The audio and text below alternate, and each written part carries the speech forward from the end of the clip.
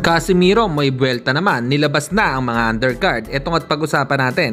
Pero bago ang lahat, pakisubscribe po ng channel ko. Huwag nyo na rin kalimutan i-click ang notification bell para lagi kayong una sa balita. Isang mabilis na update lang po tayo. Pag-usapan nga natin mga kaboxing, ayon sa nilabas ng The Ring Magazine, ang mga posibleng maging undercard sa bakbakang Manny Pacquiao at Mario Barrios ay sila Pundura versus Tizu, Figueroa versus Gonzalez, Pitbull Cruz versus Piero, at ilan pa nating mga Pilipino boxer na wala pang final na mga kalaban. Kaya abangan lang po natin ang susunod na update.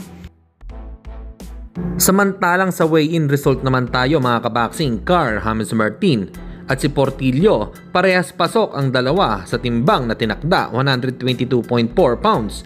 Aabot ang bakbakan nila hanggang 10 rounds sa Super Bantamweight Showdown. Suportahan natin ang laban ni Wonderboy, US debut. Good luck, naway magtagumpay ka sa iyong laban.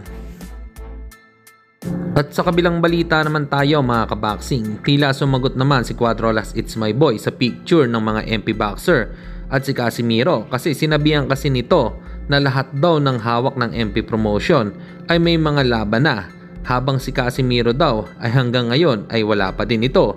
Ayon sa sagot ni Cuadrolas It's My Boy, ay sinabi nito na wag puro lang angas, kasi pakita mo kung sino ka.